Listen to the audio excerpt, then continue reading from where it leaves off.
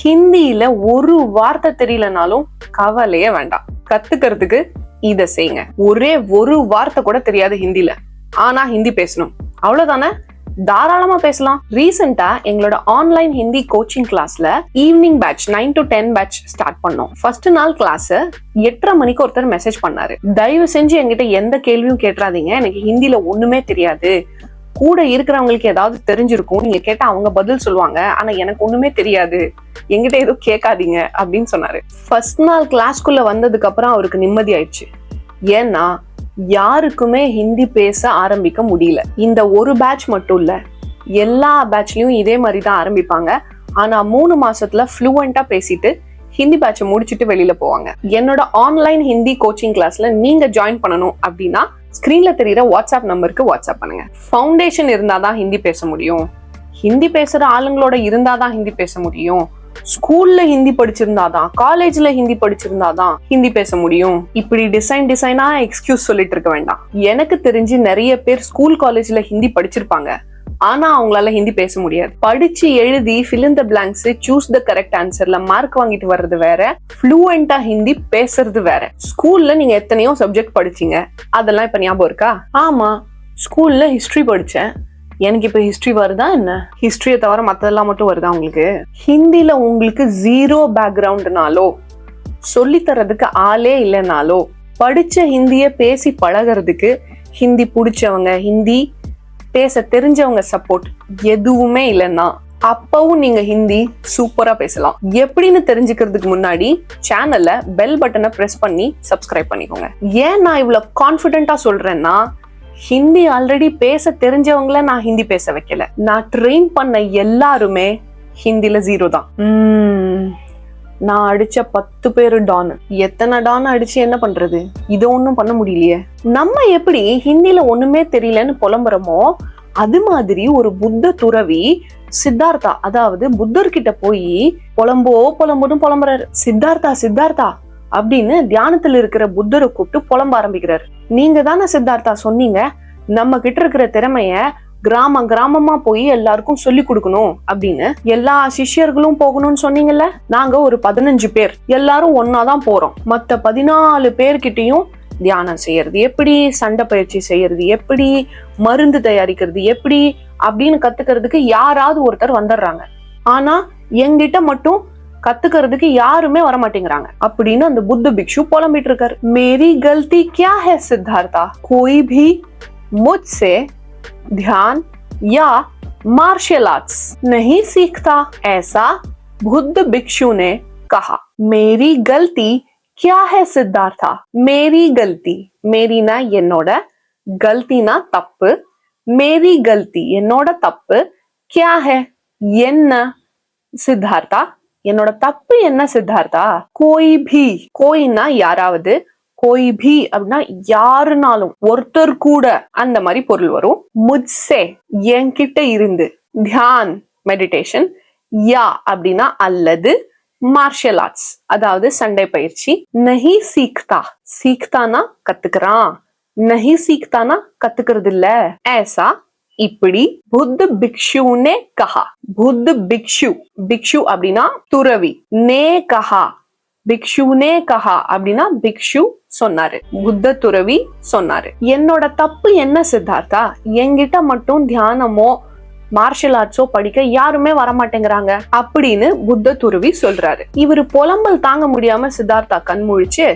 அது எப்படி உங்ககிட்ட மட்டும் கத்துக்க யாரும் வரமாட்டேங்கிறாங்க, கண்டிப்பா புத்த துறவி கிட்ட இருந்து எதையாவது கத்துக்கணும்னு யாராவது வருவாங்களே. சரி, நான் கேக்குறதுக்கு கரெக்டா பதில் சொல்லு. கிராமத்துல போய் மரத்துக்கடியில உட்கார்ந்ததுக்கு அப்புறம் நீ என்ன பண்ற அப்படின்னு சித்தார்த்தா கேக்குறாரு. அதாவது புத்தர் கேக்குறாரு, गांव जाने के बाद तुम क्या करते हो, गांव அப்படின்னா கிராமம், जाने के बाद जाओ அப்படின்னா போறது, जाने के बाद அப்படின்னா போனதுக்கு அப்புறம், जाने के बाद तुम நீ, क्या करते हो, क्या ना என்ன, करते हो அப்படின்னா பண்ற, தும் போட்டிருக்கிறதுனால நீங்க ஹோ போட்டிருக்கீங்க. तुम क्या करते हो அப்படின்னா நீ என்ன பண்ற. गांव जाने के बाद கிராமத்துக்கு போனதுக்கு அப்புறம், तुम क्या करते हो நீ என்ன பண்ற. நானா சித்தார்த்தா நான் கிராமத்துக்கு போனதுக்கு அப்புறம் சும்மாதான் உட்காந்துட்டு இருப்பேன் மரத்துக்கடியில, பெரும்பாலும் தியானம் தான் பண்ணுவேன் அப்படின்னு சொல்றாரு. சும்மா உட்காந்துட்டு இருந்தா யாராவது வருவாங்களா அப்படின்னு சித்தார்த்தா திட்டுறாரு. நான் ஒன்னும் சும்மா உட்காரல, நான் பிஸியா வேலை செஞ்சுட்டு இருக்கேன். அகர் தும் खाली बैठे रहोगे, अगर ஒருவேளை, இஃப் அப்படின்னு சொல்றதுக்கு அகர், தும் நீ, காலி அப்படின்னா சும்மா வெட்டியா, காலி அப்படின்னா வெறும் கையில ஒன்னும் பண்ணாம, அதுக்குதான் காலி. காலினா எம்டி அப்படின்னு ஒரு மீனிங் வரும், சும்மா அப்படிங்கிற ஒரு மீனிங்கும் வரும், ஒண்ணுமே இல்ல அப்படிங்கிற மீனிங்கும் வரும். காலி பேட்டே, பேட்டே அப்படின்னா சும்மா உட்கார்ந்துட்டு இருக்கிறது, காலி பைட்டே அப்படின்னா சும்மா உட்கார்ந்துட்டு இருக்கிறது. ரஹோகே இருந்தேன்னா, தும் போட்டிருக்கீங்கல்ல அதனால ரஹோகே அப்படின்னு சொல்றீங்க. அகர் தும் காலி பேட்டே ரஹோகே, நீ சும்மா உட்கார்ந்துட்டு இருந்தேன்னா, அந்த இருந்தேன்னா அதுக்குதான் அந்த அகர் வருது. இஃப் யூ சிட் ஐடில், அந்த இஃப் தான் அந்த அகர். தோ தும்சே கான் சீக்னே ஆயேகா, தோ அப்ப தும்சே உங்ககிட்ட இருந்து, கான்னா யாரு, சீக்னே ஆயேகா, சீக்னே அப்படின்னா கத்துக்க, சீக்னே ஆயேகா கத்துக்க வருவான். கான் சீக்னே ஆயேகா அப்படின்னா யார் கத்துக்க வருவாங்க. சுனோ அப்படின்னு சித்தார்த்தா அந்த துறவி கிட்ட சொல்றாரு. சுனோ அப்படின்னா ஹிந்தில கேளு, கவனி, கொஞ்சம் இங்க பாரு அப்படின்னு சொல்றதுக்கு சுனோ அப்படின்னு சொல்லலாம். இதுக்கு அந்த புத்த துறவி, நான் கேட்டுட்டு தானே இருக்கேன் சித்தார்த்தா, நான் உங்களை தானே கவனிச்சிட்டு இருக்கேன் அப்படின்னு பதில் சொல்றாரு. மே சுன் ரஹா ஹூம் சித்தார்த்தா, மே சுன், சுன்னா கேக்குறது, மேன்னா நான், மே சுன் ரஹா ஹூம், ரஹா ஹூம் எதுக்கு சொல்றீங்க அப்படின்னா இப்ப கேட்டுட்டு தானே இருக்கேன், பிரசன்ட் கண்டினியூஸ் டென்ஸ், இப்ப நடந்துட்டு இருக்கு, அதுக்கு தான் அந்த ரஹா ஹூம் அப்படின்னு சொல்றாரு அந்த புத்த துறவி. மே சுன் ரஹா ஹூம் சித்தார்த்தா, நான் கேட்டுட்டு தானே இருக்கேன் சித்தார்த்தா அப்படின்னு துறவி சொல்லவும், சித்தார்த்தா சொல்றாரு, நான் என்ன பேசுறேன்னு கவனிக்க சொல்லல, நீ போற கிராமத்துல மக்கள் என்ன பேசுறாங்க, அவங்க பிரச்சனை என்னன்னு கவனிச்சு அவங்களோட கொஞ்சம் நல்லா பழகு, என்ன சொல்றாங்கன்னு கேளு, புரியுதா அப்படின்னு சொல்றாரு. மேரி மத் சுனோ ஜாओ और गांव के लोगों की सुनो, மேரி மத் சுனோ அப்படின்னா மேரி நான் பேசுறது என்னவோ அதை கேட்காத. இப்ப இது ரொம்ப பெருசா போது பாருங்க, நான் பேசுறது என்னவோ அதை கேட்காத. இது ஃபுல்லா நீங்க ஹிந்தில எழுதுவீங்கன்னா இதுவே பெரிய லைனா வரும். ஆனா ஷார்ட் பண்ணி என்னோடது கேட்காத அப்படின்னு சொல்ற மாதிரி, நான் பேசுறது என்னவோ அதெல்லாம் அப்படிங்கிறதுக்காக நீங்க ஒரே வார்த்தையில என்னோடது அப்படின்னு போட்டீங்க. மேரி என்னோடது கேட்காத, மேரி மத் சுனோ கேட்காத, சுனோனா கேளு, மத் சுனோனா கேட்காத.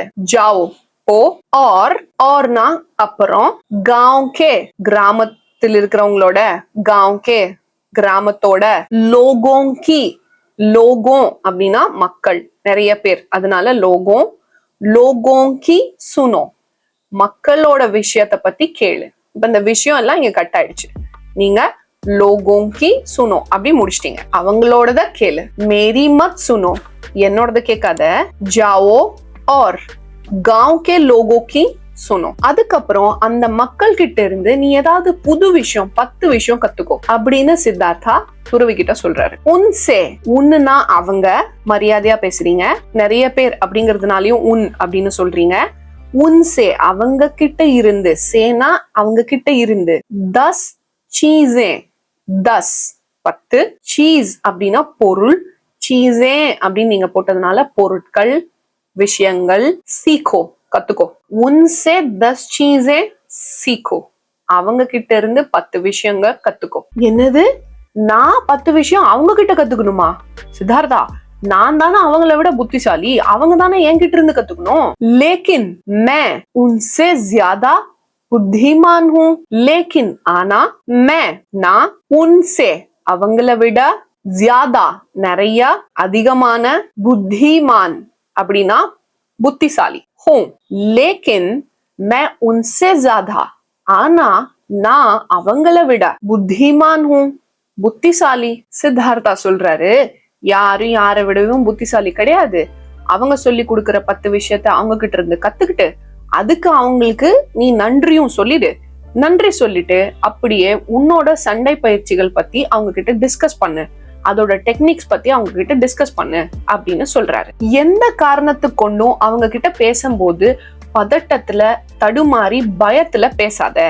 தைரியமா பேசு, ஸ்பீக் வித்வுட் ஃபியர் அப்படின்னு சொல்றாரு. அப் தும் बिना डर के मार्शल आर्ट्स टेक्निक्स के बारे में चर्चा शुरू करो. अब இப்ப तुम நீ बिना डर के, डर के அப்படின்னா பயப்பட்டுட்டு, बिना डर के அப்படின்னா பயப்படாம, பயம் இல்லாம, अपने உன்னோட, मार्शल आर्ट्स टेक्निक्स के बारे में உன்னோட சண்டை பயிற்சி டெக்னிக்ஸ், மார்ஷியல் ஆர்ட் டெக்னிக்ஸ் के बारे में அத பத்தி, அந்த கே பாரேமே அப்படின்னா அத பத்தி, மார்ஷியல் ஆர்ட்ஸ பத்தி, டெக்னிக்ஸ பத்தி, சர்ச்சா ஷுரு கரோ. சர்ச்சானா டிஸ்கஷன், ஷுரு அப்படின்னா ஆரம்பிக்கிறது, கரோ அப்படின்னா செய். அப் தும் பினா டர்கே, இப்ப நீ பயம் இல்லாம அப்பனே மார்ஷியல் ஆர்ட்ஸ் டெக்னிக்ஸ் கே பாரேமே உன்னோட மார்ஷியல் ஆர்ட்ஸ் டெக்னிக்ஸ பத்தி சர்ச்சா ஷுரு கரோ, டிஸ்கஸ் பண்ண ஆரம்பி, ஆனா பயப்படாத அப்படின்னு சித்தார்த்தா துறவிக்கு சொல்லி கொடுக்கிறாரு. இந்த புத்த துறவியும் அடுத்த நாள் மரத்துக்கடியில போய் உட்கார்ந்து மக்கள் கிட்ட பேச ஆரம்பிக்கிறாரு. அவங்கள கவனிக்கிறாரு, அவங்க என்ன பேசுறாங்களோ அது எல்லாத்தையும் கவனிக்கிறாரு.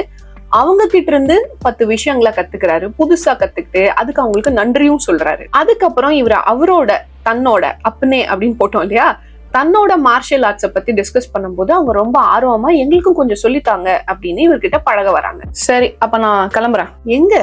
மரத்தடியில போய் உட்கார. அந்த மரத்துக்கு பைத்தியம் முடிச்சிடும். ஹிந்தில ஒரு வார்த்தை கூட தெரியாம ஹிந்தி ஆரம்பிச்சிட்டீங்களா? கவலையே படாதீங்க. 3 ஸ்டெப் தான். ஸ்டெப் நம்பர் 1, முதல்ல கவனிங்க. ஹிந்தி பேசுற வீடியோஸா இருக்கலாம், உங்க பக்கத்துல யாராவது ஹிந்தி பேசுறவங்களா இருக்கலாம், அவங்க எப்படி பேசுறாங்கன்னு கவனிங்க. ஆனா கவனிக்கும் போது ஒரு கண்டிஷன் இருக்கு. நல்லா ஹிந்தி பேசுறவங்கள மட்டும் கவனிங்க. ஸ்லாங்கா பேசுறாங்கல்ல, பேச்சு வழக்குல பேசுற மாதிரி, அந்த மாதிரி ஹிந்தியா இருந்தா அவங்க பேசுறத கவனிக்காதீங்க, அவங்கள காப்பியும் பண்ணாதீங்க. நல்லா பேசுறவங்கள தாராளமா காப்பி பண்ணுங்க. ஸ்டெப் நம்பர் 2, தினமும் 10 வார்த்தை புதுசா கத்துக்கோங்க ஹிந்தில. அதை திரும்ப திரும்ப அடுத்த வர நாட்கள்ல ரிவைஸ் பண்ணுங்க. ஒரு நாள் கத்துக்கிட்டு 1 வருஷம் கழிச்சு அதை எடுத்தீங்கன்னா எதுவும் ஞாபகம் இருக்காது. ஸ்டெப் நம்பர் 3, பயம் இல்லாம ஹிந்தி பேசுங்க. Speak without fear. இந்த 3 ஸ்டெப்ஸை கரெக்டா ஃபாலோ பண்ணீங்கன்னா நீங்க ஹிந்தி கத்துக்கிட்டு ஹிந்தி பேசுறத யாராலையும் தடுக்க முடியாது. இன்னைக்கு இந்த வீடியோல இல்ல இந்த வாரத்துல நீங்க புதுசா கத்துக்கிட்ட ஹிந்தி வேர்டு, உங்களுக்கு இது நாள் வரைக்கும் தெரியாத ஒரு ஹிந்தி வேர்டு இந்த வீடியோல கத்துக்கிட்டா அதையும் கமெண்ட் செக்ஷன்ல டைப் பண்ணுங்க. இல்ல நீங்களா ஹிந்தி படிக்கும் போது ஒரு வார்த்தை நான் இந்த புதுசா பழகுனேன் இந்த வாரத்துல அப்படின்னா அதையும் கமெண்ட் செக்ஷன்ல டைப் பண்ணுங்க. உங்களுக்கு ஏதாவது டவுட் இருந்தாலும் நீங்க கமெண்ட் செக்ஷன்ல கேட்கலாம். வீடியோக்கு கீழே இருக்கிற குவிஸ மறக்காம சால்வ் பண்ணுங்க. நம்மளோட ஹிந்தி கோச்சிங் கிளாஸ்க்கு ஹோம் மேக்கர், ஹவுஸ் ஒய்ஃப் ஒருத்தர் வந்திருந்தாங்க. அவங்க வெளியில நான் வேலைக்கு போறது இல்லை, பட் எனக்கு குழந்தைங்களை ஹாஸ்பிட்டல் கூட்டு போகணும், எக்ஸ்ட்ரா கரிக்குலர் ஆக்டிவிட்டீஸ்ல விடணும், ஸ்கூலுக்கு போகணும், டியூஷன் போகணும், ஷாப்பிங் போகணும் அப்படின்னா எதுனாலும் ஹிந்தி தேவைப்படுது. நான் நார்த் இந்தியால இருக்கேன், ஆனா எனக்கு ஹிந்தி 0 அப்படின்னு சொல்லி நம்ம கிட்ட வந்தாங்க. அவங்க எவ்வளவு சூப்பரா ஹிந்தி பேசுறாங்க அப்படின்னு தெரிஞ்சுக்கணும்னா வீடியோ லிங்க் ஃபர்ஸ்ட் கமெண்ட்ல இருக்கு, போய் செக் பண்ணி பாருங்க.